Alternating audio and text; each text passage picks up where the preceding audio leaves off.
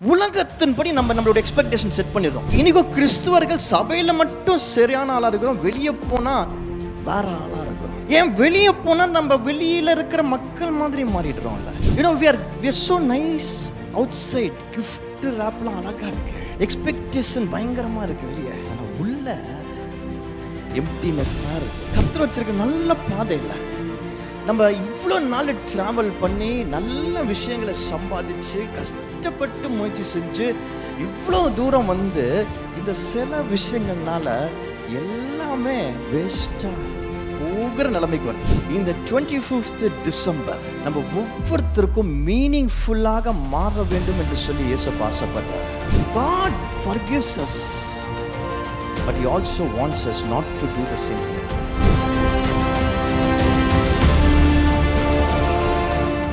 ஹல்லேலூயா, ஹல்லேலூயா. ஆண்டவராகிய இயேசு கிறிஸ்துவின் நாமத்தினாலே உங்களை வாழ்த்துகிறேன். கர்த்தர் நல்லவர், அதிசயம் செய்கிறவர். ஆமென். ரொம்ப வருஷங்களுக்கு முன்பதாக வாலிபர்கள் மத்தியில ஊழியம் செய்ய வேண்டும் என்று சொல்லி அந்த தாகம் பயங்கரமாக இருந்தனால நிறைய இடத்துல இந்த வாலிபர்கள் இருக்கிற இடத்துல போயிட்டு ஊழியம் செஞ்சுட்டு இருந்தேன். அப்போ ஒரு பகுதியில ஊழியம் செய்யும்படியாக கர்த்தர் ஒரு வாய்ப்பு கொடுத்தாரு. அந்த இடத்துல பார்த்தீங்கன்னா சில வாலிப பிள்ளைங்க இருந்தாங்க, சின்ன பசங்க இருந்தாங்க. ஆக்சுவலா ஸ்கூல் ஸ்டூடெண்ட்ஸ், ரொம்ப சேட்டை பண்ற பசங்க. ஸோ இவங்க மத்தியில ஊழியம் செய்யும்படியாக ஒரு வாய்ப்பு கிடைச்சது. ஸோ அங்கே போய் நான் ஊழியம் செஞ்சுட்டு இருந்தேன். எனக்கு அந்த டைம்லலாம் ரொம்ப பாரம் இருக்கும், ரொம்ப ஒரு ஃபயர் இருக்கும் எனக்குள்ள, எப்படியாவது இவங்களை சந்திச்சுன்னு ஏசப்பா அப்படின்னு சொல்லிட்டு. ஸோ அதனால பயங்கரமா தாகத்தோடு அவங்களுக்கு மெசேஜ் கொடுப்பேன். ஸோ அப்படி வந்து ஒரு முறை நான் அந்த இடத்துல ஊழியம் செய்யும்பொழுது எனக்குள்ள ஒரு கேள்வி, நம்ம இவ்வளோ கஷ்டப்பட்டு உயிரை கொடுத்து ஊழியம் செய்யறோம், இது நிச்சயமா இவங்க உள்ளத்தை தொடுதான் என்று சொல்லிலாம் கேள்வி இருக்கும் சில சமயத்துல. ஆனாலும் ஒரு வைராக்கியமா ஊழியம் செஞ்சுட்டு இருந்தேன். அப்போ ஒரு சமயம் ஒரு பையன், அந்த ஊழியத்துக்கு ரெகுலரா வர ஒரு பையன் என்ன பண்ணா, அந்த மெசேஜ் முடிஞ்ச பிறகு என்கிட்ட வந்து ஒரு சிக்கன் பப்ஸ் கொடுத்தான். எனக்கு ரொம்ப சந்தோஷமா இருந்தது. சந்தோஷமா சிரிச்சுட்டே அந்த பப்ஸ் கொடுத்தான். இந்தாங்க நான் உங்களுக்கு அப்படின்னு சொல்லி சொன்னான். எனக்கு ரொம்ப சந்தோஷமாயிடுச்சு. எனக்கு என்ன ரொம்ப சந்தோஷம்னா, சரி நம்மளோட ஊழியம் அவனுக்கு இவ்வளோ பிடிச்சிருக்கு, அவன் மனசை இவ்வளோ தொட்டு இருக்கு, அதனால வந்து ஒரு கிஃப்ட் கொடுக்குறான் அப்படின்னு சொல்லிட்டு சந்தோஷமா அதை வாங்கிட்டு நான் போயிட்டேன். அப்படி டெய்லி கொண்டாந்து ஒரு சிக்கன் பப்ஸ் கொடுக்க ஆரம்பிச்சான். ஒவ்வொரு நாளும் நான் அவனை அங்க அந்த ஊழியத்தை செஞ்ச பிறகு, ஊழியம் முடிஞ்ச உடனே அந்த சிக்கன் பப்ஸை வந்து சந்தோஷமா கொடுப்பான். இப்படி அவன் செய்யறது எனக்கு ரொம்ப சந்தோஷமா இருந்ததுனால நம்மளோட ஊழியம் ரொம்ப வல்லமையா அவன்கிட்ட நடக்குது என்று சொல்லி ரொம்ப ஆனந்தத்துல இருந்தேன். ஒரு நாள் இப்படியாக அவன் முடிச்ச உடனே அவன்கிட்ட கேட்கும் பொழுது, ஏன்பா டெய்லி இப்படி வந்து கொடுக்குற, உனக்கு இந்த மெசேஜ் அவ்வளோ டச்சிங்கா இருந்திருக்கா, ஒவ்வொரு நாளும் செய்யற இந்த ஊழியம் அவ்வளோ டச்சிங்கா இருந்திருக்கா அப்படின்னு சொன்ன உடனே அந்த பையன் எப்படியா சொன்னான், அது இல்லைன்னு, நான் எங்களுடைய வீட்டு பக்கத்துல ஒரு தாத்தா கடை வச்சிருக்கிறாரு. அந்த கடையில அவர் நிறைய பொருள்லாம் விற்பாரு, சாப்பிட்ற பொருள்.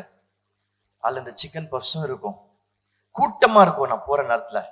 அதனால அந்த தாத்தா கிட்ட இருந்து திருடிடுவேன், நான் அந்த கடையில இருந்து திருடி நான் சாப்பிட்டு இருந்தேன்.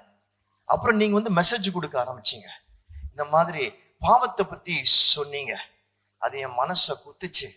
அதனால நான் என்ன முடிவு பண்ணேன்னா, நான் மட்டும் இதை செஞ்சாதான் தப்பு, அண்ணன் தான் நல்லா கடவுளை பத்தி பேசுறாரு, அப்ப இயேசுப்பா அவர் கூடவே இருக்கிறாரு, அவருக்கும் ஒரு சிக்கன் பஃப் கொடுத்தா கண்டிப்பா இது சரியாயிடும், என் பாவம் குறைஞ்சிரும் அப்படின்னு சொல்லிதான் நான் என்ன பண்ணேன், ஒரு பஃப் திருடிட்டு இருந்தேன்னா 2 பஃப் திருட ஆரம்பிச்சேன். அதுல உங்களுக்கு 1 டெய்லி கொடுத்துட்டு இருந்தேன்னு சந்தோஷமா சொன்னான். அவன் சந்தோஷமா சொன்னான். அதுக்கப்புறம் என் சந்தோஷம் காணாம போயிடுச்சு. இந்த கிஃப்ட் கொடுக்கறது பாத்தீங்கன்னா வாங்குறவங்களுக்கு ரொம்ப சந்தோஷத்தை கொடுக்கும், நிறைய நேரத்துல கொடுக்கறவங்களுக்கு சந்தோஷத்தை கொடுக்காது இல்ல. ஆனா இந்த இடத்துல வாங்குற எனக்கு சந்தோஷம் போயிடுச்சு. கிறிஸ்துமஸ் என்று சொல்லும் பொழுது கிறிஸ்துமஸ் குறித்து பல விஷயங்களை நம்ம பார்க்கலாம். so many things connected to Christmas. Christmas tree இருக்கு, கிறிஸ்துமஸ் டெக்கரேஷன்ஸ் இருக்கு, கிறிஸ்துமஸ் லைட்ஸ் இருக்கு, கிறிஸ்துமஸ் கேக்ஸ் இருக்கு, கேரல்ஸ் இருக்கு, எத்தனையோ விஷயங்கள் இருக்கிறது. அதுல ஒரு கிறிஸ்துமஸ் ட்ரீ அப்படின்னு சொல்லும் பொழுது அதோட பிக்சர் நீங்க எங்க போய் பார்த்தாலும் அந்த கிறிஸ்துமஸ் ட்ரீ பக்கத்துல சில கிஃப்ட்ஸ் இருக்கும். பார்த்திருக்கீங்களா? கிஃப்ட் பாக்ஸஸ் இருக்கும். பார்த்திருக்கீங்களா? எத்தனை பேர் பார்த்திருக்கீங்க? எத்தனை பேர் வீட்டுல கிறிஸ்துமஸ் ட்ரீ வச்சிட்டீங்க? அதுக்குள்ள அந்த கிறிஸ்துமஸ் ட்ரீல என்ன டெக்கரேஷன்ஸ்ல மாட்டி இருக்கிறீங்க? சோ கிறிஸ்துமஸ் ட்ரீல இருக்கிற டெக்கரேஷன்ஸ்ல கண்டிப்பா கிஃப்ட் பாக்ஸஸ் இருக்கும் இல்லையா? இந்த கிஃப்டிங் என்று சொல்லப்படுகிற காரியம் வெஸ்டர்ன் வேர்ல்ட்ல இருந்து வந்த ஒரு விஷயம். நம்ம ஊர்ல பாத்தீங்கன்னா கிறிஸ்துமஸ் அன்னைக்கு இல்லாட்டி அதை சார்ந்த அந்த நாட்கள்ல நம்ம என்ன பண்ணுவோம்? கேக் கொடுப்போம் மத்தவங்களுக்கு, பலகாரம் கொடுப்போம். நம்ம யாரும் கிஃப்ட் கொடுப்போமா மத்தவங்களுக்கு? நம்ம கலாச்சாரத்துல ரொம்ப கொடுக்கறது இல்லை, அந்த மாதிரி பழக்கம் இல்லை. ஆனா வெஸ்டர்ன் கலாச்சாரத்துல பாத்தீங்கன்னா இந்த கிஃப்ட் கொடுக்கிற விஷயம் கிறிஸ்துமஸ் டைம்ல ரொம்ப அதிகமா இருக்கும். அதுல இருந்தா இந்த கிறிஸ்துமஸ் கிஃப்ட் பாக்ஸஸ் வந்து ரொம்ப ஃபேமஸ் ஆச்சு கிறிஸ்துமஸ் டைம்ல. இப்போ நம்ம ஊர்ல இந்த கிறிஸ்துமஸ் ட்ரீயை சுத்தி இருக்கிற கிஃப்ட் பாக்ஸஸ், நம்ம கிஃப்ட் பாக்ஸ் சொல்றோம் இல்லையா, அந்த கிஃப்ட் பாக்ஸஸ் உண்மையாகவே கிஃப்ட் பாக்ஸா? இல்ல இல்ல. ஏன்? எதுக்கு? ஏன் இல்ல? கிஃப்ட் பாக்ஸ் தானே சொல்றீங்க, அப்புறம் அந்த கிஃப்ட் பாக்ஸ் இல்ல உண்மையா? சொல்லுங்க, ஏன் இல்ல? Okay, it's just for decoration. But அது ஏன் உண்மையாகவே கிஃப்ட் பாக்ஸ் இல்ல அப்படின்னு சொல்றீங்க? எதை வச்சு சொல்றீங்க? அது கிஃப்ட் பாக்ஸ் தானே, அப்புறம் ஏன் இல்லன்றீங்க? உள்ள உள்ள கிஃப்ட் இல்ல, வெளியே அது கிஃப்ட் பாக்ஸா இருக்கு, ஆனா உள்ள கிஃப்ட் எதுவுமே இல்ல. அப்புறம் எப்படி அது கிஃப்ட் பாக்ஸ்ன்னு சொல்றோம்? கிஃப்ட் பாக்ஸ்னா உள்ள கிஃப்ட் இருக்கணும்ல, அது உள்ள அந்த கிஃப்ட் இருந்தா தானே அந்த கிஃப்ட் பாக்ஸ். உள்ள எதுவுமே இல்லாம வெறும் ஒரு பாக்ஸ கொடுத்துட்டு அது எப்படி நீங்க கிஃப்ட் பாக்ஸ்ன்னு சொல்ல முடியும்? பாக்குறதுக்கு அப்படி இருக்கா? பாக்குறதுக்கு அப்படி இருக்கு. சரி, உங்ககிட்ட யாரோ ஒருத்தர் வந்து மணி பர்ஸ் கொடுக்குறாங்க, நாங்க உங்களுக்கு மணி பர்ஸ் கிஃப்டா வச்சுக்கோங்கன்னு சொல்லி கொடுக்குறாங்க. அந்த மணி பர்ஸை திறந்து பார்த்தா உள்ள காசு இல்ல. அப்ப எப்படி அது மணி பர்ஸ் ஆகும்? வெறும் பர்ஸ் தானே அது, மற்ற பொருள்களை வச்சுக்கிற ஒரு கம்பார்ட்மெண்ட், அவ்வளவுதான். If it has to be a gift box, if it has to be a money purse, if it has to be any name that you give, whatever you're calling it as should be inside. அதுக்குள்ள இருக்கணும். ஆனா நம்ம Christmas தோறும் நம்ம Christmas ட்ரீலயும் மற்ற டெக்கரேஷன்ஸ்லயும் இப்படி gift box வச்சிருக்கிறோம், gift பாக்ஸை மாற்றோம். That's okay, that's fine. But my question is, ஏன் அது கிஃப்ட் பாக்ஸ்ன்னு சொல்றோம்னா உள்ள கிஃப்ட் இருக்கணும் இல்ல, ஆனா வெளியே பார்க்கும் பொழுது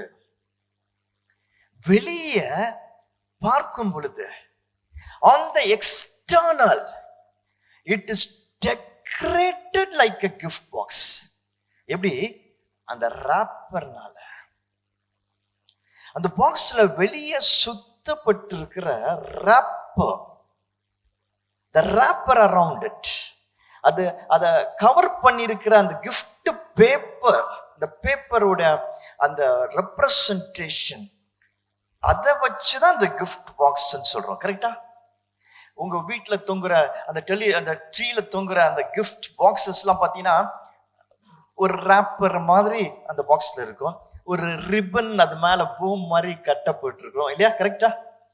சோ இந்த கிஃப்ட் பாக்ஸஸ் நம்ம சொல்ற இந்த எம்டி பாக்ஸஸ் ராப்பர் வெளியே சுத்தப்பட்டிருக்கிறதுனால, வெளியே இப்படியாக அழகான cover போடப்பட்டிருக்கிறதுனால we call it as gift box.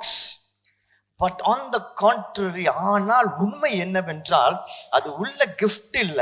So it's actually not a gift box, it's just a fake representation of a gift box. ஆனா உள்ள எப்படி இருக்கு? உள்ள எப்படி இருக்கு? உள்ள எப்படி இருக்கு? எம்டியா இருக்கு. நம்ம ஒரு புது கிறிஸ்மஸ் இந்த வருஷம் பார்க்க போறோம் இல்ல? இந்த வருஷத்தோட Christmas. By the way, Christmas வாரம் இது, அதனால கிறிஸ்மஸ் மெசேஜ் உங்களுக்கு கொடுக்குறேன். பல பேர் குழப்பத்துல ஒருவேளை இருக்கலாம், என்ன இன்னைக்கே கிறிஸ்மஸ் மெசேஜ்னு. we are starting the Christmas week இல்லையா? ஸோ அதனால கிறிஸ்மஸ் மெசேஜ் உங்களுக்கு. நம்ம சர்ச்சில் கிறிஸ்மஸ் மெசேஜ் அட்வான்ஸா வருதுன்னு நீங்க சந்தோஷமா உங்க மக்கள் கிட்ட எல்லாம் போய் சொல்லலாம். நீங்க வேலை செய்யற இடத்துல உங்க ஃப்ரெண்ட்ஸ் கிட்ட எல்லாம் சொல்லலாம், எங்க சர்ச்ல கிறிஸ்மஸ் மெசேஜ் முடிஞ்சிடுச்சு நேத்துன்னு. திரும்பி வேற ஒரு மெசேஜ் கொடுப்பேன் 25th. many Christmases that we celebrate. ஒவ்வொரு வருஷமும் இந்த கிறிஸ்மஸ் சீசன் வருது இல்ல? ஒவ்வொரு வருஷமும் சந்தோஷமா கொண்டாடுறோம். அந்த கிறிஸ்மஸ் டைம்ல எங்க இருந்துதான் அந்த சந்தோஷம் வருதுன்னு தெரியாது. we are full of joy இல்ல? சிரிக்கிறோம், சந்தோஷமா இருக்கிறோம், நண்பர்களோட இருக்கிறோம், டெக்கரேட் பண்றோம், கிறிஸ்மஸ் சம்பந்தமான எல்லா ஆக்டிவிட்டிஸையும் நம்ம செய்யறோம். ஒரு டிக் பாக்ஸ் வச்சிருக்கிறோம், செக்லிஸ்ட் வச்சிருக்கிறோம். கிறிஸ்மஸ் வந்துச்சுன்னா, கிறிஸ்மஸ் மந்த் வந்துச்சுன்னா இதெல்லாம் நம்ம செய்யணும் என்று சொல்லி ஒரு செக் பாக்ஸ் வச்சுட்டு நம்ம ஒண்ணு ஒண்ணா செஞ்சு முடிக்கிறோம். But aren't we empty inside most of the time?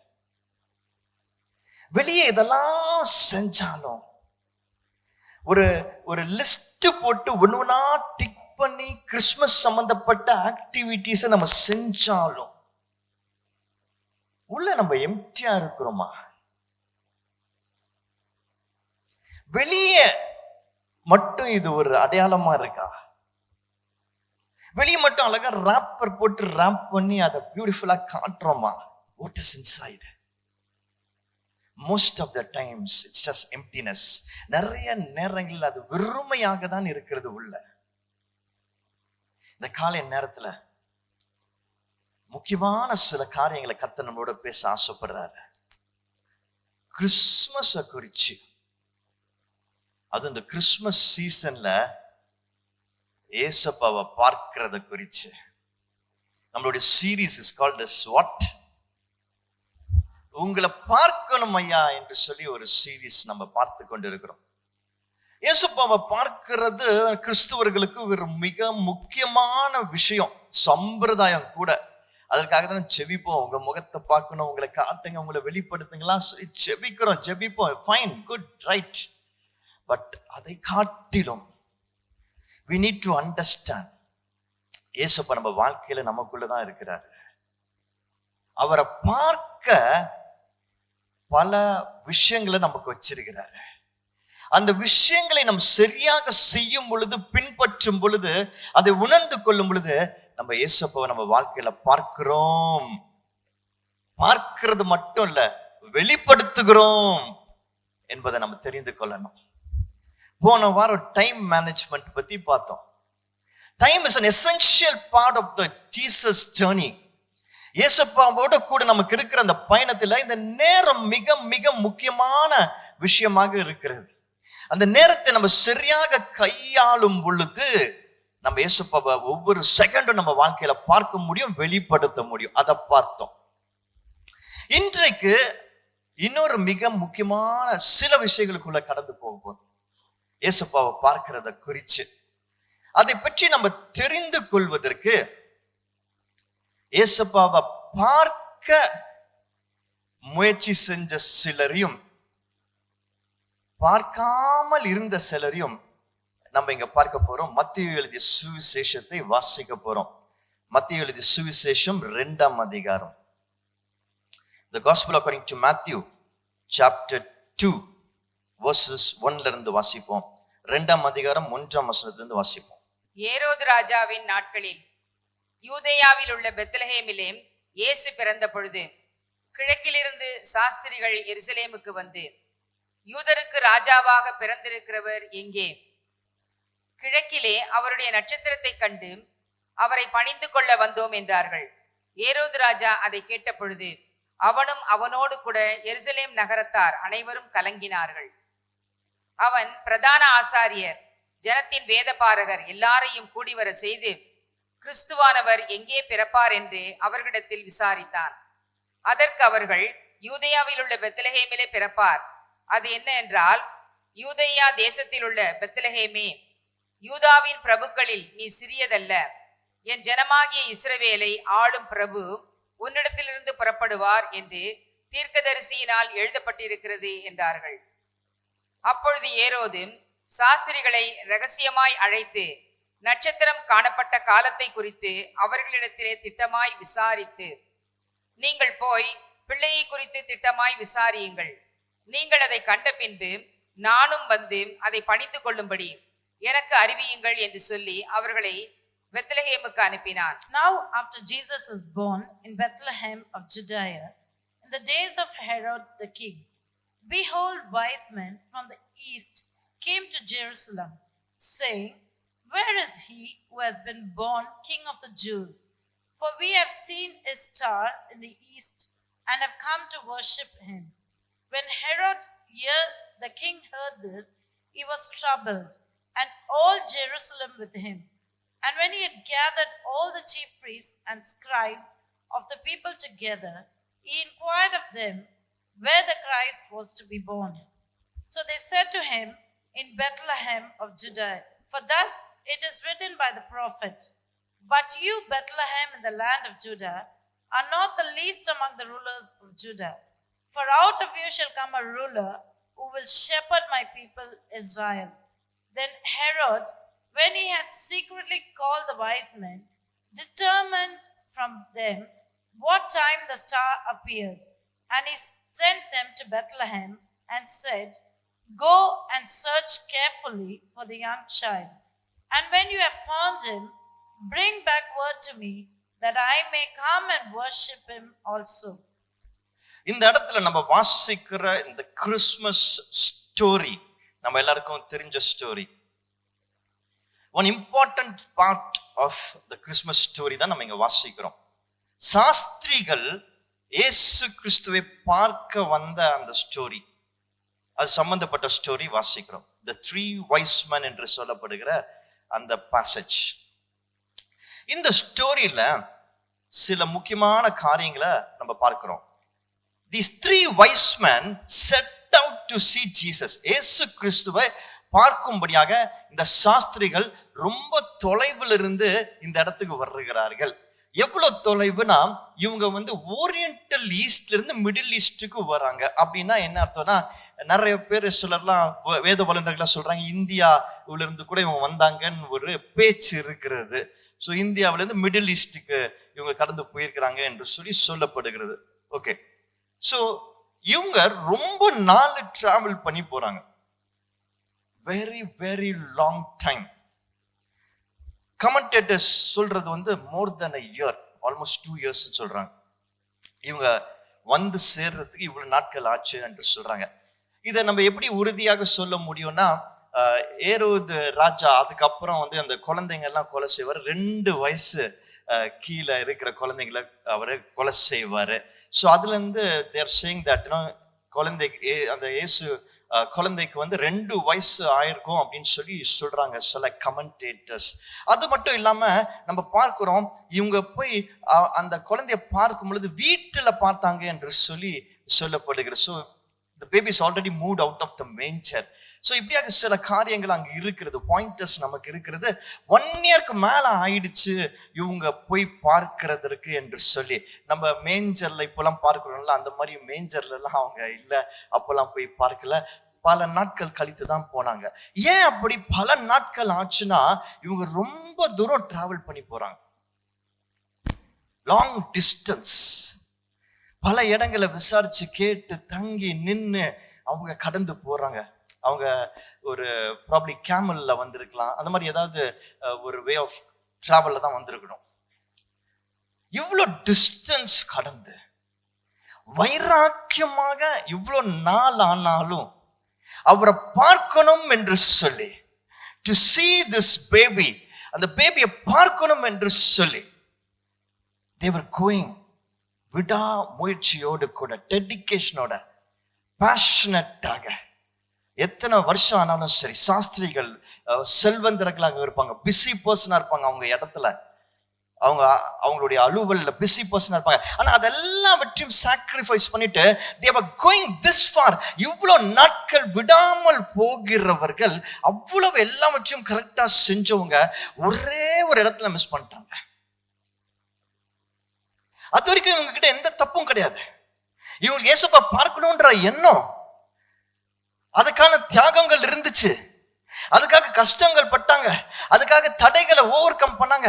Everything they did correctly. அவ்வளவு செஞ்சவங்க ஒரு விஷயத்துல மிஸ்டேக் பண்ணிட்டாங்க. என்ன பண்ணாங்க? அவங்க ஏரோது ராஜாவை போய் கேட்கிறாங்க. நான் ஏற்கனவே சொல்லியிருக்கிறேன், நான் திரும்ப உங்க மெமரிய கொஞ்சம் ரிஃப்ரெஷ் பண்றதுக்காக உங்களை கேட்கிறேன். ஏன் அவங்க ஏரோது ராஜாவுக்கிட்ட போனாங்க?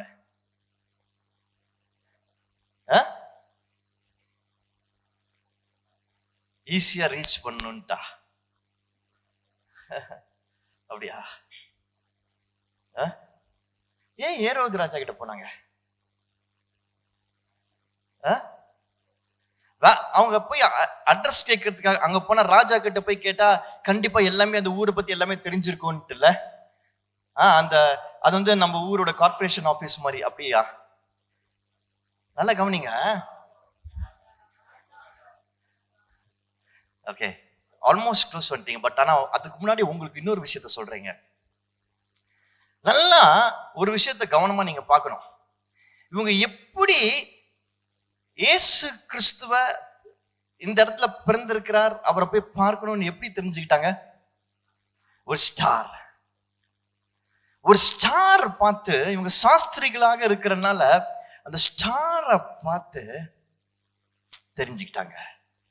சோ அந்த ஸ்டாரை பார்த்து தெரிஞ்சுக்கிட்டவங்க அந்த ஸ்டாரை ஃபாலோ பண்ணி போறாங்க.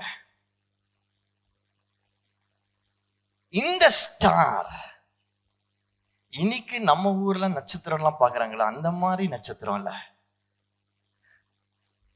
ஒவ்வொரு வாரமும் பாத்தீங்கன்னா நம்ம இதை ஏசப்பாவை பார்க்கணும்னு நம்ம புறப்பட்டு போகும்போது நிறைய உண்மையான விஷயங்களை பார்க்கிறோம். நம்ம மக்கள் தான் நேரம் காலம்லாம் பாக்குறாங்க. ஆனா நம்ம தெரிஞ்சுக்கிட்டோம் நேரம் கர்த்தர் உண்டாக்கினது என்று சொல்லி. நம்ம மக்கள் தான் நாள் நட்சத்திரம்லாம் பாக்குறாங்க. ஆனா நம்ம தெரிஞ்சுக்கிட்டோம் உண்மையான நட்சத்திரம் ஒரே ஒருத்தர் தான் என்று சொல்லி. சரி, ஓகே. இந்த நட்சத்திரம் அவங்கள சரியாக கைட் பண்ணுது, டைரக்ட் பண்ணுது. ஆல்மோஸ்ட் 2 வருஷத்திற்கு அவங்கள சரியான பிளேஸுக்கு டைரக்ட் பண்ணுது. கூகுள் மேப்போட அக்யூரேட்டா பண்ணிருக்குது. கூகுள் மேப் ரொம்ப பெரிய நம்மளுக்கு எல்லாம் கிடைச்ச வரப்பிரசாதம் தான். அதை தப்பா பேசணும்னு நினைச்சுக்காதீங்க, கோச்சிக்காதீங்க. சிலருக்கு கோவம் வரும். ஏன்னா நம்ம நிறைய பேர் கூகுள் மேப் தான் ரொம்ப ஹெல்ப் பண்ணுது. ஆனா கூகுள் மேப் பல சமயத்துல அக்யூரேட்டா கொண்டு போறது கிடையாது, அதையும் சொல்லிடுறேன். ஏன்னா எனக்கு தனிப்பட்ட அனுபவங்கள்லாம் இருக்கு. ஒரு வாட்டி ஒரு இடத்துக்கு போறதுக்காக நாங்க கிளம்பி போனோம். ஒரு ஆத்துக்குள்ள போய் நிறுத்திடுச்சு எங்களை. உண்மை சம்பவம்.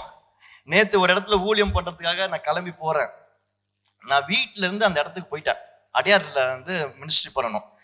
வீட்டுல இருந்து கிளம்பி அடையாருக்கு போயிட்டேன். ஆனா அடையாறு போயிட்டு அடையாறுல தான் அந்த இடம் இருக்கு, நான் போக வேண்டிய இடம்.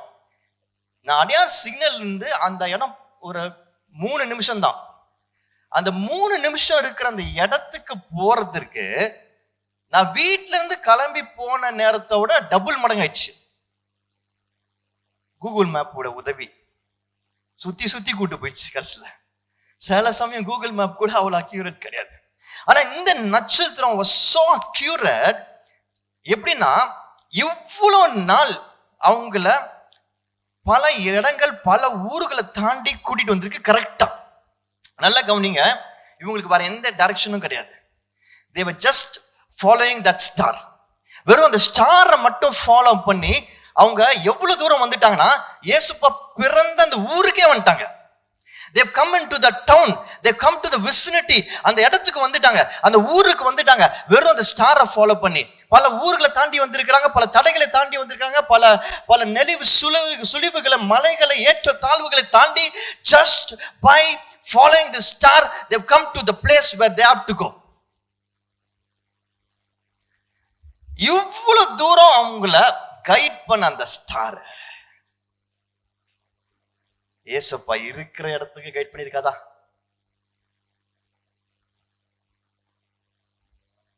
நான் சொல்ல புரியுதா?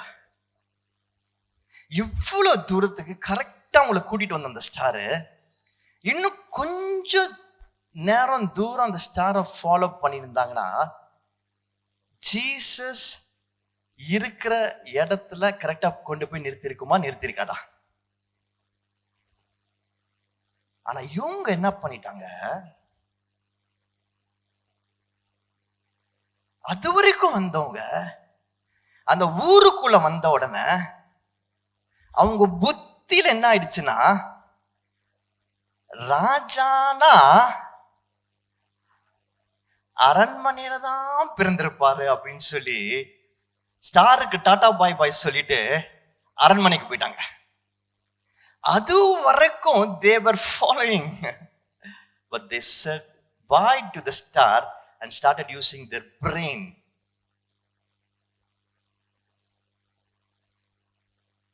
அதனாலதான் அவங்க இயேசுப்பாவை பார்க்கிறதுல ஒரு சின்ன தொய்வு, ஒரு தடுமாற்றம், ஒரு டீவியேஷன்.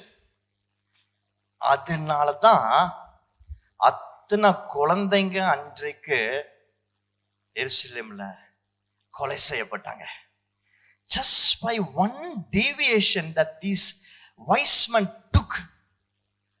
ஒரு டீவியேஷன்னால பாருங்க இந்த குழந்தைகள் கொலை செய்யப்பட்டாங்க. அப்படியே இருக்கட்டும். அடுத்தது ஏரோது ராஜா.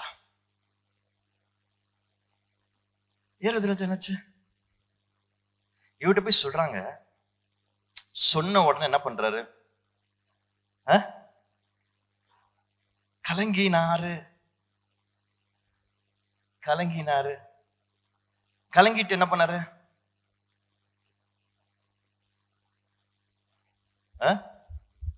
கலங்கிட்டு என்ன பண்ணாரு?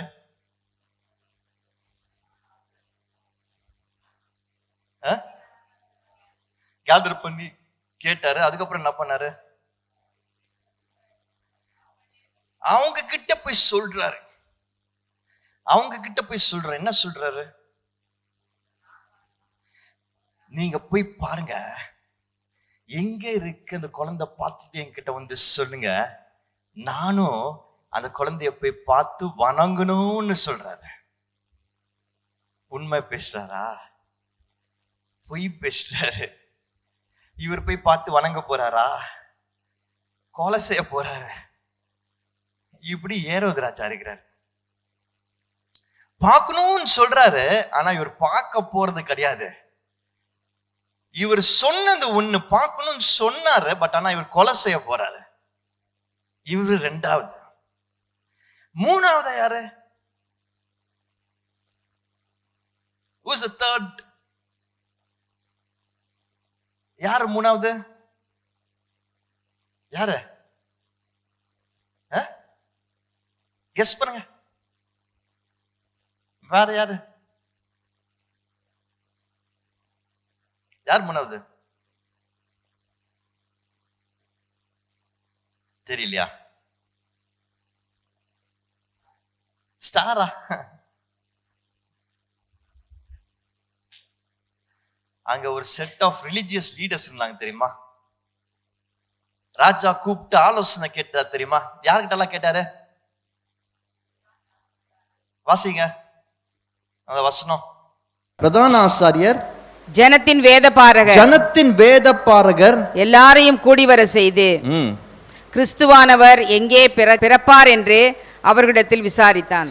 கிறிஸ்துவானவர் எங்கே பிறப்பார் என்று சொல்லி அவர்களிடத்தில் விசாரித்தார். யாரிடத்தில் விசாரிக்கிறாரு? பிரதான ஆசாரியர்கள், வேத பாரகர்கள். அவங்க ஊர்ல, அவங்க இந்த சிட்டியில், அந்த டவுன்ல, அந்த கண்ட்ரியில, அந்த ராஜ்யத்தில் இருந்த மிக முக்கியமான ரிலிஜியஸ் லீடர்ஸ், பிரதான ஆசாரிகள், ஹை priest. அதாவது ஹை பிரிஸ்ட்னா அப்படியே பரிசுத்தவான்கள், பரிசுத்தம் நிறைந்தவர்கள். அவங்க தான் அந்த மக்களை நடத்துறவங்க, தேவனுக்கிட்ட கொண்டு போறவங்க, தேவனை பார்க்கிறவர்கள். அப்படிப்பட்ட பீப்புளாக தங்களை காட்டி கொண்டிருந்தவர்கள். அடுத்தது யாரு? வேத பாரகர்கள். வேத பாரகர்கள் யாரு? Bible scholars, Bible teachers. So இவங்களாம் இம்பார்ட்டண்ட்டான ரிலீஜியஸ் லீடர்ஸ்.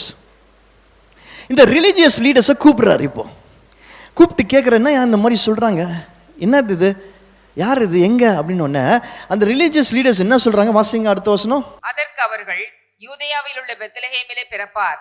அது என்ன என்றால், யூதேயா தேசத்தில் உள்ள பெத்லஹேமே, யூதாவின் பிரபுக்களில் நீ சிறியதல்ல. என் ஜனமாகிய இஸ்ரவேலை ஆளும் பிரபு உன்னிடத்திலிருந்து புறப்படுவார் என்று தீர்க்கதரிசியினால் எழுதப்பட்டிருக்கிறது என்றார்கள். ஸோ இவர் கேட்ட உடனே இவங்க கரெக்டாக அந்த வேதத்திலிருந்து எடுத்து சொல்கிறாங்க. ஸோ இப்போ இவங்களுக்கு இந்த வேதம் நல்லா தெரிஞ்சிருக்கு, இவங்களுக்கு நல்லா தெரிஞ்சிருக்கு.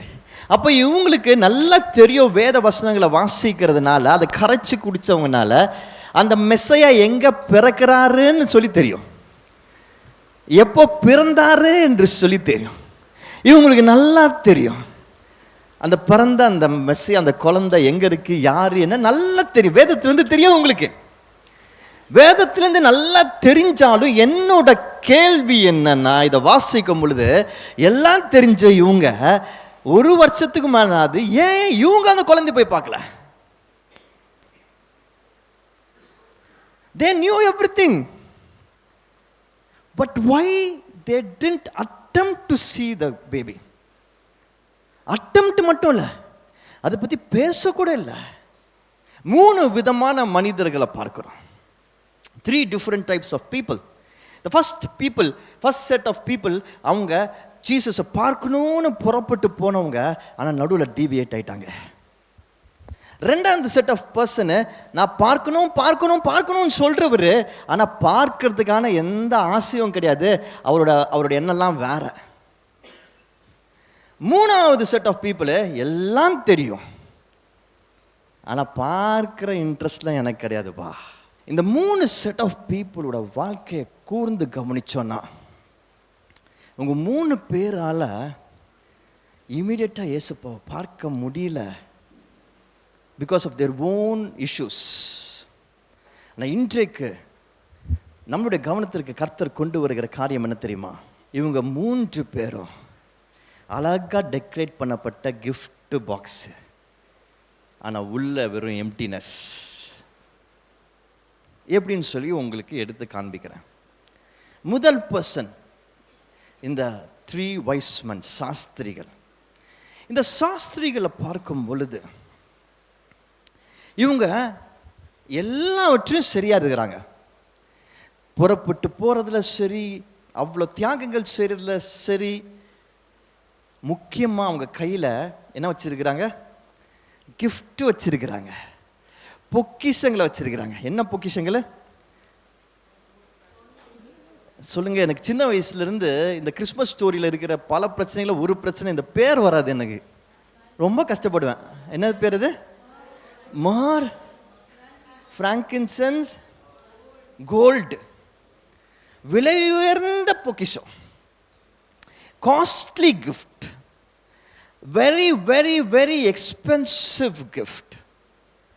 இப்படிப்பட்ட காஸ்ட்லி கிஃப்டையும் இப்படிப்பட்ட எக்ஸ்பென்சிவ் கிஃப்டையும் அந்த ஜீசஸ் கிட்ட கொடுத்துடணும்னு சொல்லி இவங்க சுமந்து கொண்டு போறாங்க.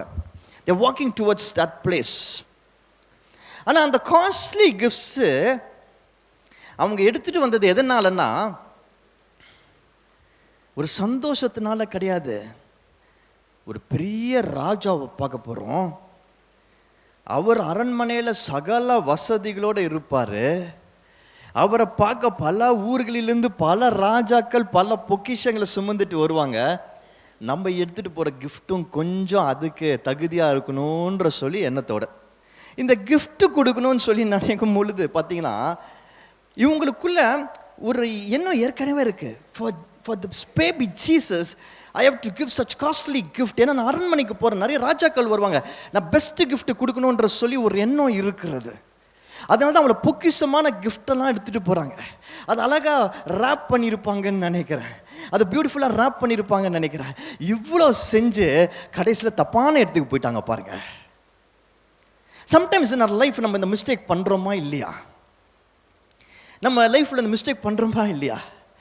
லைஃப்பில் நம்ம நல்ல ஒரு தேடுதல் இருக்குது, நமக்கு எண்ணங்கள்லாம் சரியாக இருக்குது, ஏசப்பாக்காக வாழணும், சாட்சியாக வாழணும், வசனங்கள் படி வாழணும், எல்லாமே நமக்கு இருக்குது, தோணுது. We are good people, we have good intentions, ஆனால் தான் சர்ச்சுக்கெலாம் வந்துருக்கிறோம். ஆனால் அதை மீறி எங்கேயோ நம்ம தப்பான எக்ஸ்பெக்டேஷன்ஸை செட் பண்ணிடுறோம். அது வந்து உலகம் நம்மளுக்கு சொல்லி கொடுத்துச்சு. The world has taught us that. இல்லை, ஒரு ஒரு ஒரு ஒரு சபைன்னா, ஒரு சர்ச்சுக்கு போனால் இப்படிப்பட்ட ஆசீர்வாதங்கள் தான் இருக்கணும், இந்த விஷயங்கள் அங்கே இருக்கணும், இந்த விஷயங்கள் எனக்கு நடக்கும். எக்ஸ்பெக்டேஷன் நம்ம செட் பண்ணிட்டோம்.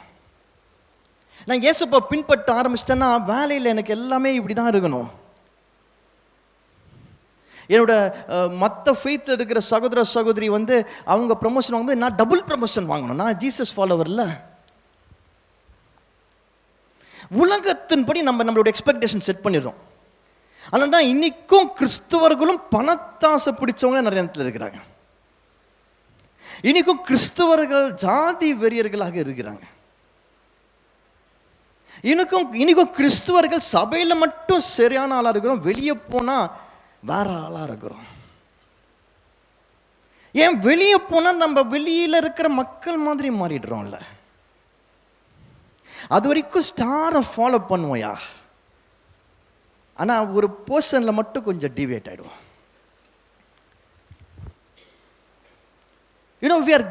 we are so nice outside. gift ராப்லாம் அழகா இருக்கு, ராப்பிங்லாம் அழகா இருக்கு வெளியே, எக்ஸ்பெக்டேஷன் பயங்கரமா இருக்கு வெளியே, ஆனால் உள்ள எம்டினஸ் தான் இருக்கும், உள்ள வெறுமையா இருக்கும். இந்த காலை நேரத்தில் நான் விசுவாசிக்கிறேன், கிறிஸ்மஸுக்காக ஆயத்தம் மாற உங்க எல்லாருக்கும் சொல்ல நினைக்கிறேன். இன்னும் ஒரு வாரத்தில் நம்ம கிறிஸ்மஸ்க்குள்ள கடந்து போகிறோம். அந்த கிறிஸ்மஸை உண்மையான கிறிஸ்மஸாக இயேசுப்பா மாற்ற வேண்டும் என்றால் நம்ம வெளியில் வச்சிருக்கிற இப்படிப்பட்ட தேவையில்லாத அடையாளங்களை, அங்கீகாரங்களை உடைத்து தெரிய வேண்டும். There's nothing wrong in celebrating. There's nothing wrong in decorating. There's nothing wrong in enjoying. ஆனால் ஏசப்பா இல்லாமல் இதெல்லாம் செய்கிறது வேஸ்ட் ஆஃப் டைம்.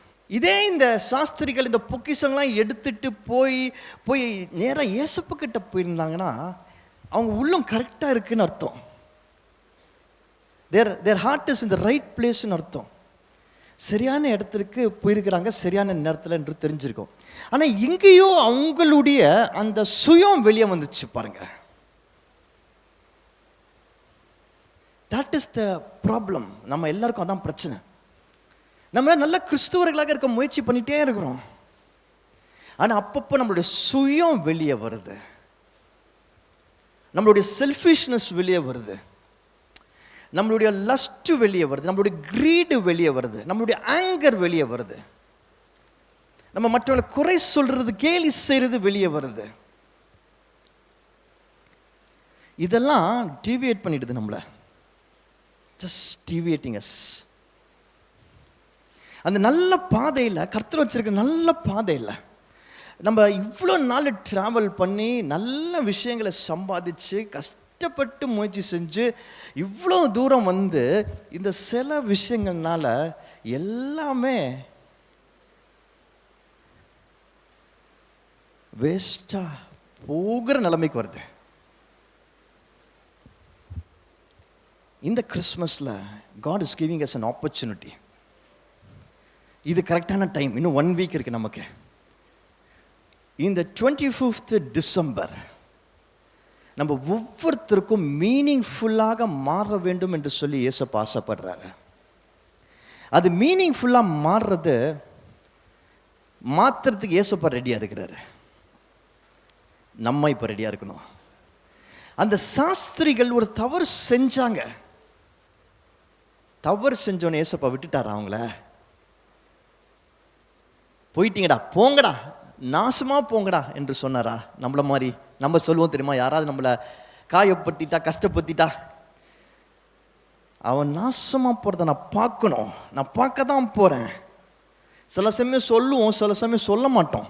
ஆனால் மனசில் நினைப்போம். அவங்க லைட்டாக ஏதாவது தப்பு நினச்சா, நான் தான் அப்போவே சொன்னல, எனக்கு தெரியும்.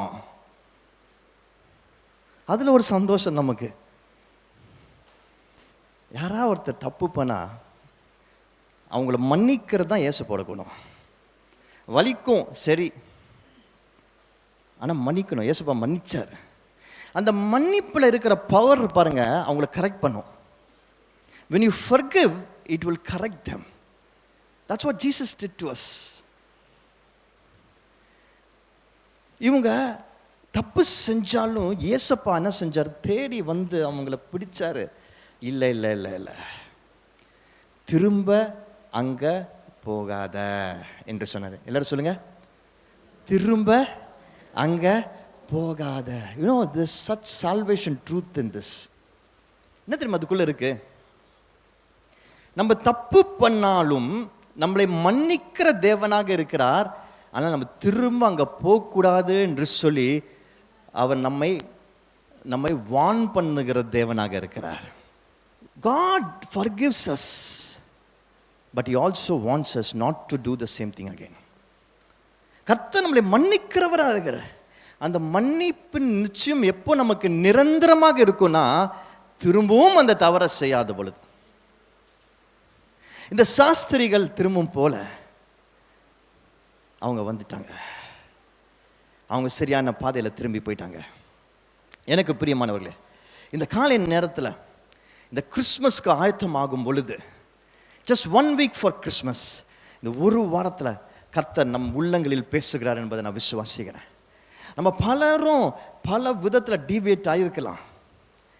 அவ்வளோ பியூட்டிஃபுல்லாக ட்ராவல் பண்ணியிருக்கலாம், அவ்வளோ சின்சியராக நம்ம இறங்கி இருக்கலாம், இன்டென்ஷன்ஸ் கரெக்டாக இருந்திருக்கலாம். பட் எங்கேயோ இந்த சுயம் வந்து நம்மளை டீவியேட் ஆக வச்சிருக்கலாம்.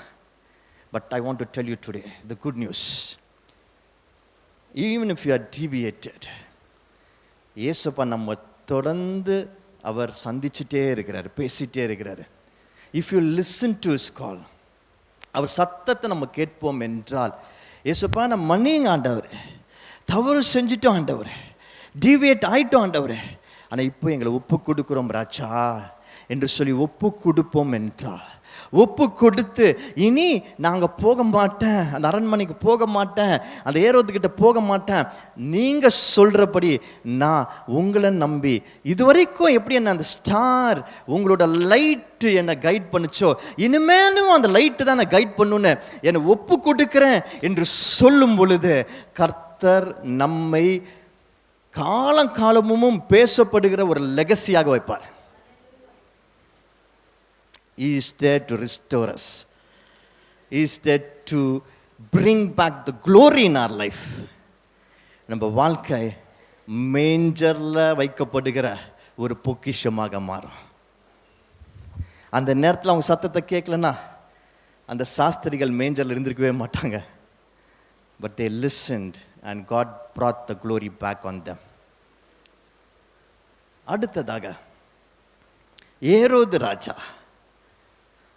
ஏரோது ராஜாவை பற்றி பார்க்குறோம். எனக்கு இதில் ஒரு விஷயம் எனக்கு ரொம்ப சுவாரஸ்யமாக இருந்தது. என்னன்னா, ஏரோது ராஜா கிட்ட வந்து இந்த சாஸ்திரிகள் சொன்ன உடனே என்னாச்சு?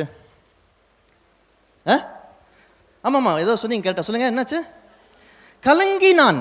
ஏரோது ராஜா என்ன பண்ணாரு? கலங்கினார்.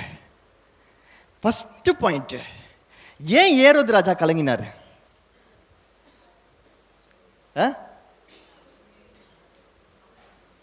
ஒரு குழந்தைய பற்றி சொல்கிறாங்கயா, ஒரு சாதாரண குழந்தை, அதுக்கே இவர் கலங்கணும்? ராஜா ராஜா இல்ல, ராஜான ஏன் கலங்கணும்? நானே ஒரு ராஜா, எனக்கு ஒரு ராஜாவா?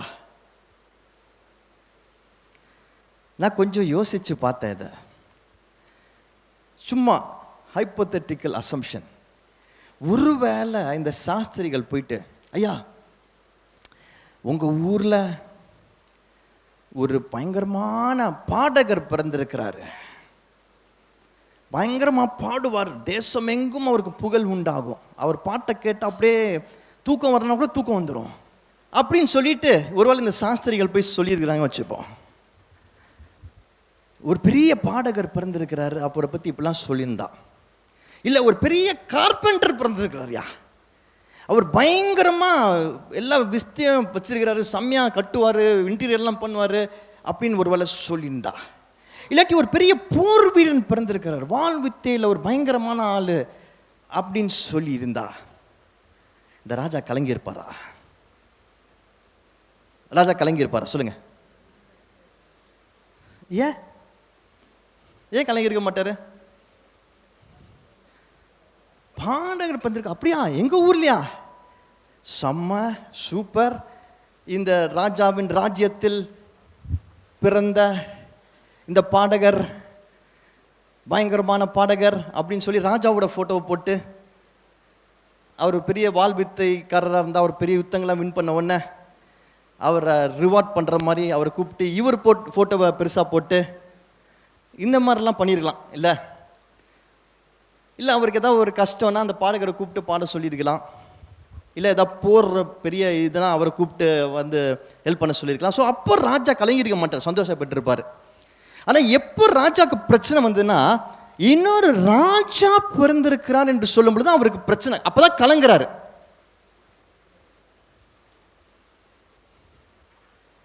நல்லா கவனிங்க, நமக்கும் ஏசப்பா ரொம்ப பிடிக்கும். நம்ம நிறைய பேருக்கு ஏசப்பாவை ரொம்ப ரொம்ப பிடிக்கும். எனக்கு சுகவீனம் இருந்துச்சுன்னா சுகத்தை கொடுக்குற பரிகாரியாக அவரை ரொம்ப பிடிக்கும். ஏசப்பா எனக்கு சுகத்தை கொடுங்க, எனக்கு கதறி அழுவோம்.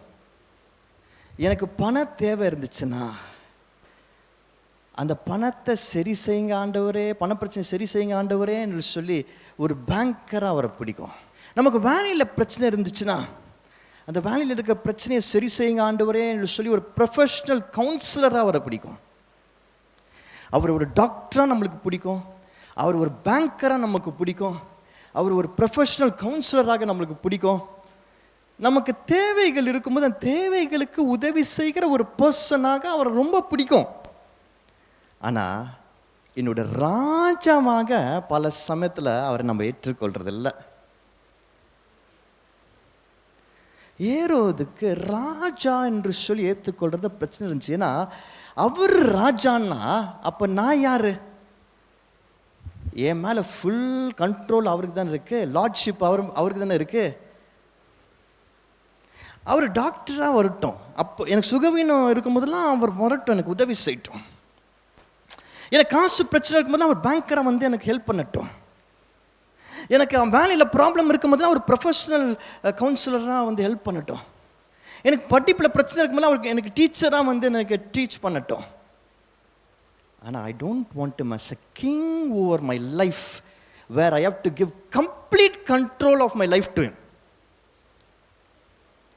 என் வாழ்க்கையை முழுசாக கண்ட்ரோல் பண்ணுற ஒரு பர்சனாக அவர்கிட்ட ஒப்பு கொடுக்கறது எனக்கு பிரச்சனை இருக்கு. ஏன்னா என் வாழ்க்கையில் சில ஏரியாஸ் இருக்கு, அதை என்னால் ஒப்பு கொடுக்க முடியாது. சம் பிஹேவியர்ஸ் இருக்கு, அதை என்னால் ஒப்பு கொடுக்க முடியாது. சில கேரக்டர்ஸ் என்கிட்ட இருக்கு, அதனால் ஒப்பு கொடுக்க முடியாது. சில ஹேபிட்ஸ் இருக்கு, அதனால் ஒப்பு கொடுக்க முடியாது. சில பாவங்கள் இருக்கு, அதனால் ஒப்பு கொடுக்க முடியாது. I cannot give complete control of my life saying, ஏசப்பா நீங்கள் முழுசா நீங்கள் தான் ராஜா, எனக்கு நீங்கள் எல்லாத்தையும் ஆளுகை செய்யுங்க என்று சொல்லி ஒப்பு கொடுக்கறது எனக்கு பிரச்சனை. அப்படி ஒப்பு கொடுக்கணும்னு என் மனசு கலக்கம் அடையுதுயா. நல்லா கவனிங்க, இப்படி கலக்கம் அடைகிற மனுஷங்க இருக்கிறாங்க தெரியுமா, அவங்க ரொம்ப டேஞ்சர். முழுசா பாவியாக இருக்கவங்க கூட பரவாயில்ல, முழுசா ஆண்டவருக்கு ஒப்பு கொடுக்குறவங்க ரொம்ப நல்லவங்க. இந்த நடுவில் இருக்கிறாங்க பார்த்தீங்களா, நான் கிறிஸ்துவன், நான் பரிசுத்தன், நான் நல்லவன் அப்படின்னு சொல்லிட்டு ஆண்டவரை அப்பப்போ எல்லாத்துக்கும் மட்டும் தேடிட்டு, தங்களுடைய தேவைகளுக்கு தேடிட்டு, ஆனால் தங்களுடைய சுயத்தை, நார்மல் குணத்தை, பாவங்களை, இதெல்லாம் கோபத்தை இதெல்லாம் விடாமல் அது மேலே நீங்கள் வராதீங்க. ஆண்டவரே, நீங்கள் வெறும் டாக்டர் தான் என் லைஃப்பில், நீங்கள் ராஜாவ முடியாது, அங்கெல்லாம் வராதிங்க. அங்கெல்லாம் என்ன கேள்வி கேட்காதீங்க, அங்கெல்லாம் நீங்கள் கண்ட்ரோல் எடுக்கக்கூடாது, அங்கெல்லாம் நீங்கள் சொல்கிறத என்னால் ஃபாலோ பண்ண முடியாது, அங்கெல்லாம் உங்கள் வசனத்தை என்னால் அப்ளை பண்ண முடியாது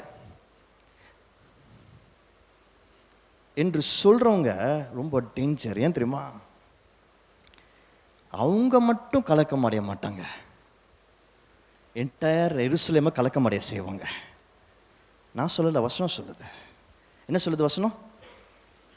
என்ன சொல்லுது வசனம்? ராஜா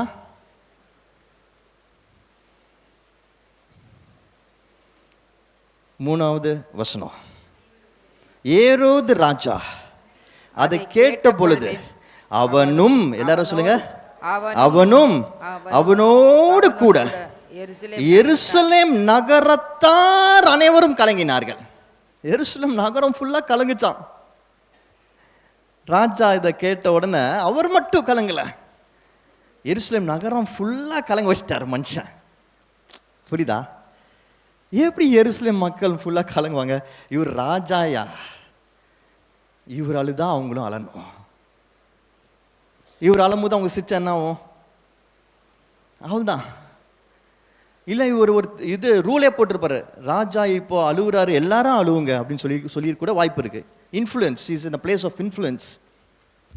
ஆனால் இதில் என்ன நான் கவனமாக பார்க்கிறேன்னா, இப்படிப்பட்ட மனிதர்கள் தங்களை சுற்றி இருக்கிறவர்களையும் டிஸ்டர்ப் பண்ணுவாங்க, டிஸ்ட்ராய் பண்ணுவாங்க, கலக்கமடைய செய்வாங்க.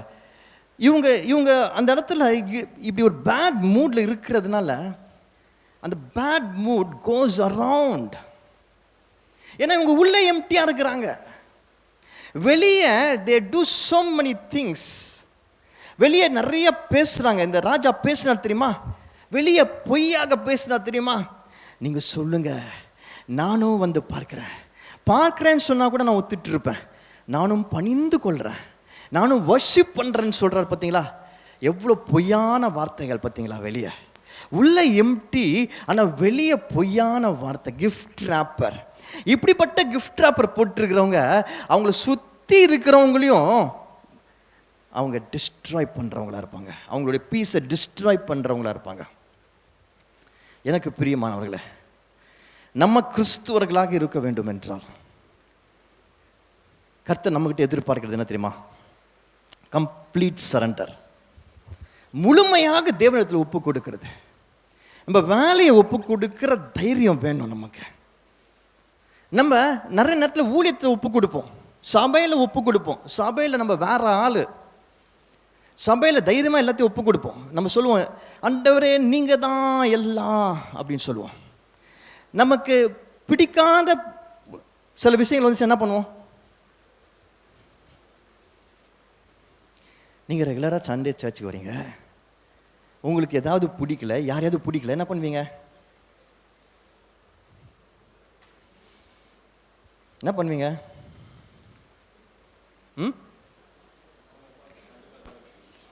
அப்படியா? கொஞ்சம் கொஞ்சம் ஃபஸ்ட்டு நம்ம மனசு சபைக்கு லீவ் போடும்.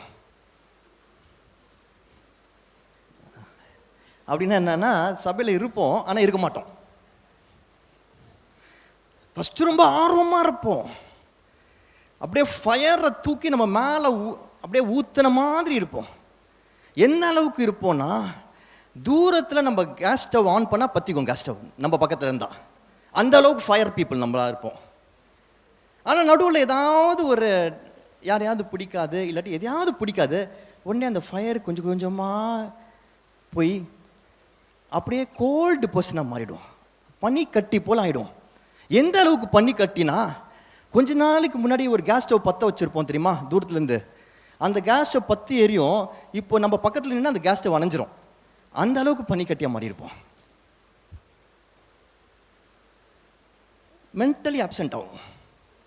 அதுக்கப்புறம் கொஞ்சம் கொஞ்சமாக என்ன ஆகும், ஃபிசிக்கலி அப்சென்ட் ஆகும். சபையில் we are a different person. நமக்கு சில விஷயங்கள்லாம் பிடிக்கலன்னா நம்ம அப்படியே கொயட்டப்படும். வேலையில் அதே மாதிரி ஆச்சுன்னா என்ன பண்ணுவோம்? யாரை பிடிக்கலன்னா என்ன பண்ணுவோம்? வேலையில் யாரையா பிடிக்கல, ஏதாவது பிடிக்கலன்னா என்ன பண்ணுவோம்? வேலை செய்யாமல் இருந்துருவீங்களா? நான் நாளிலேருந்து வேலைக்கு போக மாட்டேன், எனக்கு பிடிக்கல எங்கள் மேனேஜர்ன்னு சொல்லுவீங்களா? சொல்ல மாட்டோம்ல. முடிஞ்ச வரைக்கும் ட்ரை பண்ணுவோம். அட்லீஸ்ட் வேற வேலை கிடைக்கிற வரைக்குமாவது ட்ரை பண்ணுவோம். இல்லை கரெக்டா இல்லையா? ஏன் அப்படி? பணம் பத்தும் செய்யுமா? பணம் 10 தான் செய்யும், ஆனால் மனம் 1000 செய்யும். அதுவும் கிறிஸ்துவுக்குரிய மனம் 1000 செய்யும். இன்னைக்கு கிறிஸ்துவர்களுக்கு இருக்கிற பெரிய பிரச்சனை என்ன தெரியுமா? எந்த இடத்துல எப்படி நடிக்கணும்னு நல்லா தெரியும். எப்படி அவங்களுக்கு எது வசதியோ சௌகரியமோ அதுக்கேற்ற மாதிரி தங்களை காண்பிச்சுக்க தெரியும். But you know what? நம்ம இயேசு கிறிஸ்துவின் பிள்ளைகளாக மாறும் பொழுது, நம்ம மனசுக்குள்ள இயேசுப்பா இருக்கும் பொழுது, இயேசுப்பாக்கு இடம் கொடுக்கும் பொழுது, எல்லா இடத்துலையும் ஒரே மாதிரியாக இருப்போம்.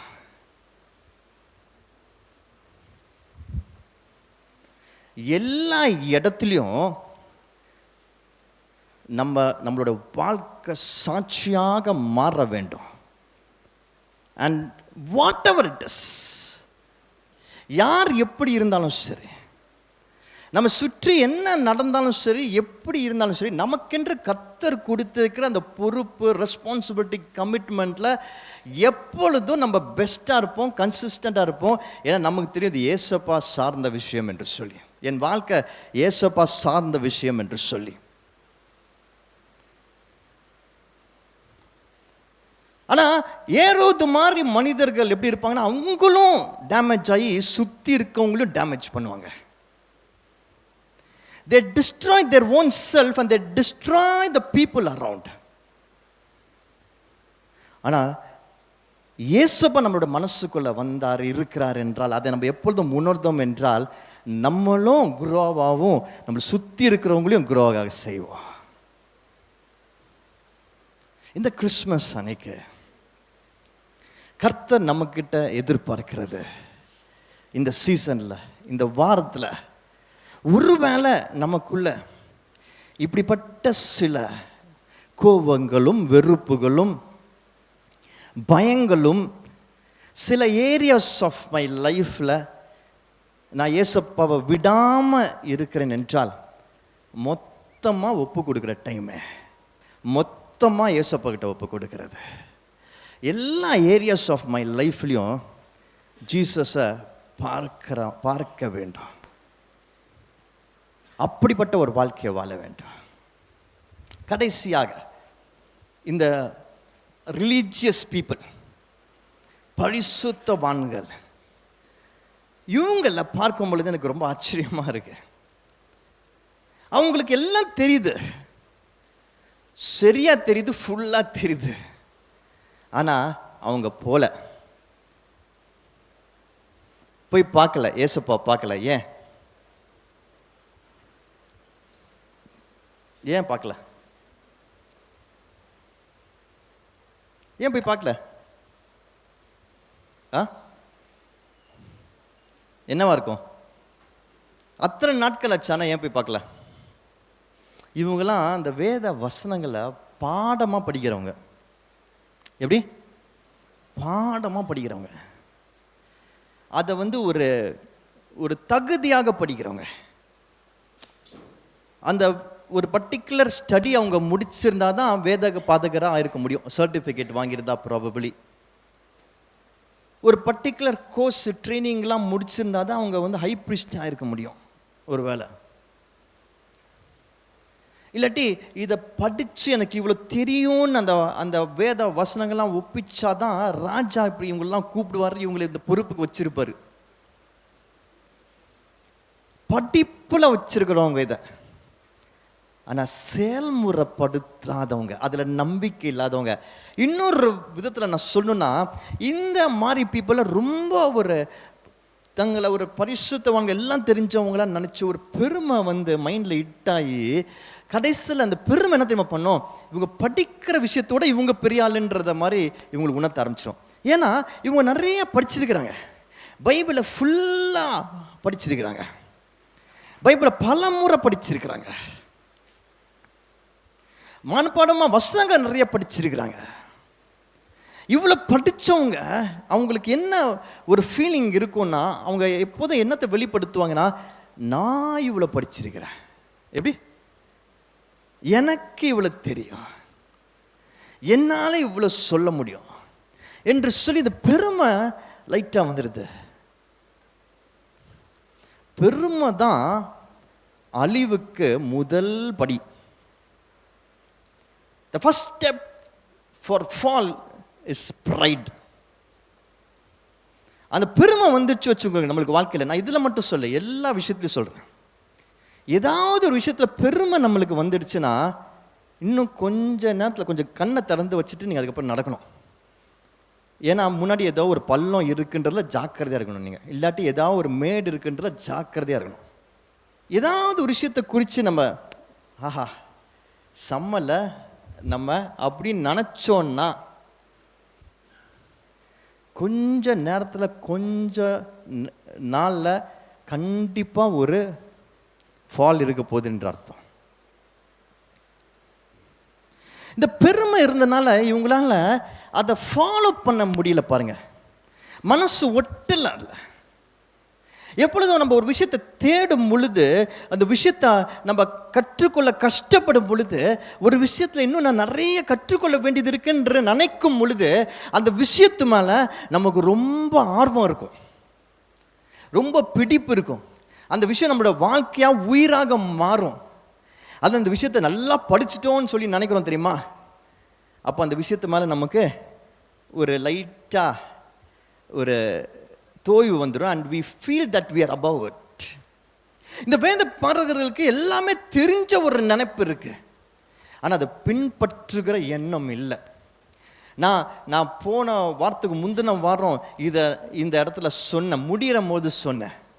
எத்தனை பேர் அதை சின்சியராக எடுத்து ஃபாலோ பண்ணீங்கன்னு தெரியல.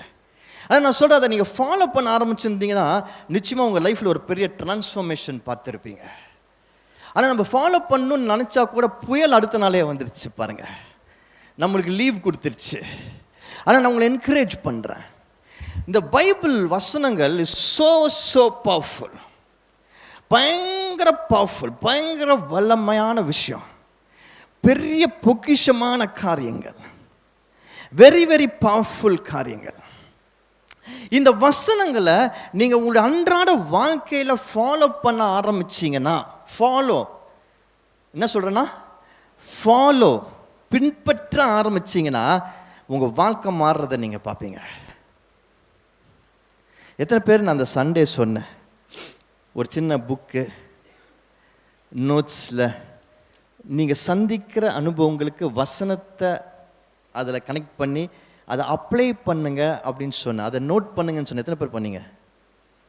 பியூட்டிஃபுல். அதை நம்ம செய்ய தான் நமக்கே ஆச்சரியமாக இருக்கும். என்ன ஆச்சரியமாக இருக்கும்னா, நம்ம பல முறை இந்த வசனத்தை நம்ம சொல்லிகிட்டே இருந்தோமே,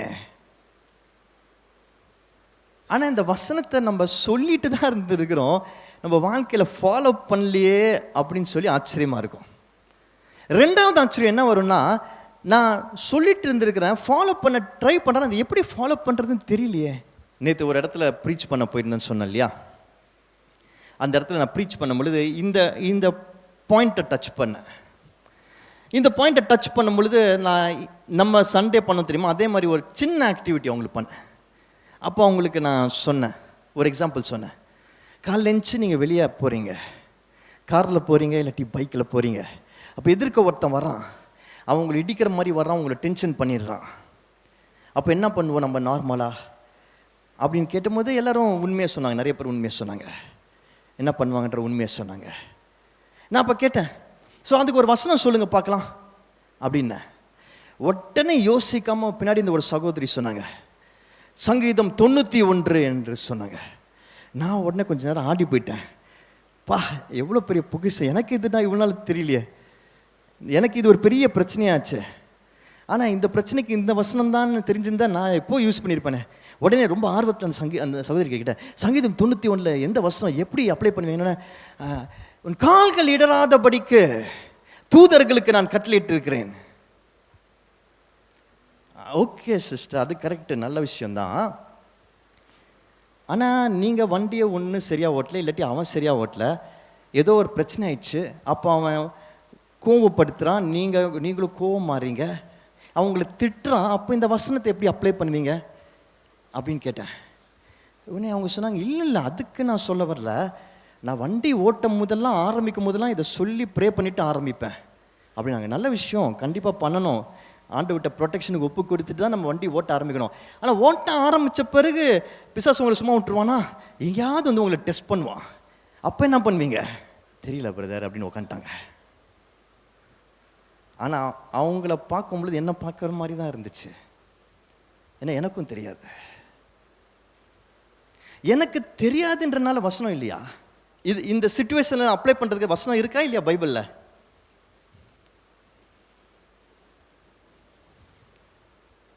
ரோட்டில் நீங்கள் போகும் பொழுது, வண்டி ஓட்டும் பொழுது யாராவது உங்களை கோபப்படுத்துவாங்க. நம்ம ஊரில் அதுக்கு பஞ்சமே கிடையாது. அந்த டெஸ்ட்டில் எனக்கு நடக்காதுன்னு யாருமே சொல்ல முடியாது. நம்ம ஊரில் இதான் ஃபேமஸ் டெஸ்ட்டு. தைரியமாக நான் இந்த எந்த கூட்டத்தில் வேணால் பேசலாம், நிச்சயமாக எல்லாரும் இதை அண்டர்கோ பண்ணியிருப்போம். அப்படிப்பட்ட ஒரு டெஸ்ட் அப்போ எந்த வசனத்தை அப்ளை பண்ணுவோம்? நல்லா கவனிங்க, நான் திரும்பவும் சொல்கிறேன், நம்ம எல்லாரும் இங்கே இருக்கிற 90% ஆஃப் பீப்புள் இந்த அனுபவத்தை சந்திச்சிருப்பீங்க. நான் வேற ஏதாவது ஒரு அனுபவத்தை சொன்னால் கூட ஒரு 10% 30% அப்படி வேரியேஷன் இருக்கும். ஆனால் இது எல்லாரும் சந்திக்கிற ஒரு அனுபவம். நிறைய பேர் ஒரு குரூப் ஆஃப் 100 பீப்புளில் கலெக்டிவாக எல்லாருமே சந்திக்கிற ஒரு அனுபவத்திற்கு, so that means it's a common thing that most of us face. அதுக்கு எந்த வசனம் அப்ளை பண்ணுவீங்க நான் கேட்டாலே நம்ம முடிக்கிறோம். அப்போ இன்னும் அங்காங்கே தோன்றுகிற இடங்களுக்கெல்லாம் நம்மளுக்கு வசனமே தெரியாது. அப்போ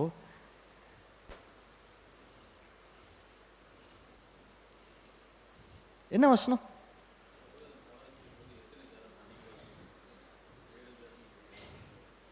அவர் ஒரு வசனம் சொல்றாரு, உன் சகோதரன்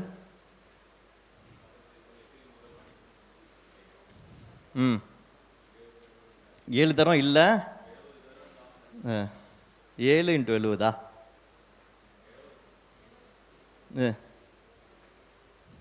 சரி, அந்த வசனத்தை எப்படி அப்ளை பண்ணுவீங்க?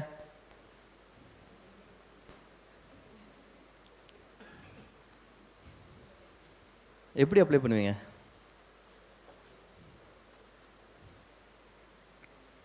பண்ணுவோமா?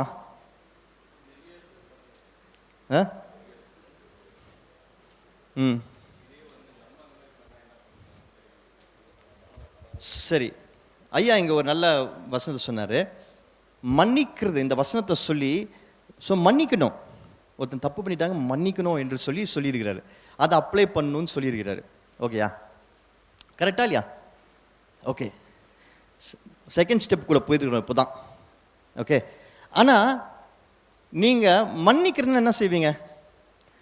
வண்டியில் போகிறீங்க, எதிர்க்க வரவன் இடிக்கிற மாதிரி வந்துட்டான், கோபம் வந்துடுச்சு, வார்த்தைகள் வளருது. அப்போ என்ன பண்ணுவீங்க? இந்த வசனத்தை அப்ளை பண்ணுறீங்க, என்ன பண்ணுவீங்க? சரி, என்ன பண்ணுவீங்க? ஓகே சொல்லிட்டு போயிடுவீங்களா? நான் உங்களை மன்னித்து விட்டேன் சகோதரனே. சரி, பரவாயில்ல, இருக்கட்டும் பிரதர், போங்கன்னு சொல்கிறீங்க. ஆனால் நீங்கள் இந்த வசனம் ஒர்க் ஆகும். நிறைய இடத்துல அவர் சொல்கிறது வந்து ஒர்க் ஆகும் அவர் செஞ்சா. ஆனால் எல்லா டைமும் ஒர்க் ஆகும்மா. நீங்கள் பரவாயில்ல போகணுன்னா என்ன, பரவாயில்ல போவா, நீ சி அதுக்கு யார் பதில் சொல்லுவா? நீ போனால் நான் போயிடணுமா? அப்போ ஒன்று என்னமோ வசனம் மறந்துடும். நான் எவ்வளோ பொறுமையா, நீ தப்பு பண்ணா கூட உன்னை மன்னிச்சு விடுறேன், பெரிய மனசு போட்டு. என்ன நீ என்ன மன்னிச்சு விடுறியா? கொஞ்ச நாளைக்கு முன்னாடி ஒரு சகோதரனுக்காக நான் சொல்கிறேன், பாவம்ப்பா அவருக்கு செஞ்சிருங்க. ஒன்று அவர் பாவம் பட்டெல்லாம் எனக்காக செய்வானா அப்படின்னாரு. அது ஒரு சகோதரன், யாருன்னு கேட்காதீங்க. ஸோ அவர் விளையாட்டுக்கு சொன்னார். ஆனால் ரோட்டில் போகிறவங்க விளையாட்டுக்கு சொல்ல மாட்டாங்க. நீ யார் என்ன மன்னிக்கிறதுக்கு? என்ன பண்ணுவீங்க? என்ன சொல்ல வந்தீங்க?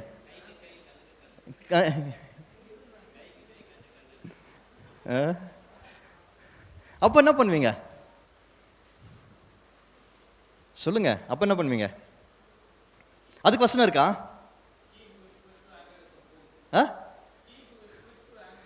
Quick to anger is fool. Super. அப்புறம் வேற எதுவும் வசனம் இல்லையா? சரி, உங்களுக்கு கருத்து சொல்கிறேன், அதுக்கு வசனம் கண்டுபிடிச்சு சொல்லுங்க. நம்ம நார்மலாக என்ன பண்ணுறோன்னா, நம்ம வசனங்களை கூட எப்படி நம்ம யூஸ் பண்ணுவோம்னா, மற்றவங்களுக்கு தான் யூஸ் பண்ணுவோம். அவன் தப்பு பண்ணிட்டான், அவன் இடிக்க வந்துட்டான், அவன் திட்டான், அவன் கெட்டவன், நான் மன்னிச்சு விடணும். ஆனால் அங்கே கொஞ்சம் நம்ம நிதானித்து யோசித்தோன்னா, அதுக்கு வசனத்தை அப்ளை பண்ணோன்னா நம்மளுக்கு புரிய வரும், நம்மளும் ஏதோ தப்பு பண்ணியிருக்கிறோம். நம்மளும் எங்கேயோ ரைட்டில் கொஞ்சம் ஓவர்டேக் பண்ணியிருக்கிறோம். நம்மளும் ஃபோன் பேசிகிட்டே லைட்டாக வண்டியை அப்படியே விட்டுருக்குறோம். ஸோ ஃபஸ்ட்டு மன்னிப்பு கேட்குறது நம்மளாக இருக்கணும். பரவாயில்ல போங்கன்னு சொல்கிறதோட, சாரி பிரதர், தப்பு பண்ணிட்டேன், மன்னிச்சிடுங்க அப்படின்னு சொன்னீங்கன்னா 99% ஆஃப் ஆகிடுவாங்க. 1% மட்டும் பிரச்சனை பண்ணுவாங்க. அதுக்கும் வசனம் இருக்குது. அது வந்து மேபி அடுத்த வாரம் பார்ப்போம்.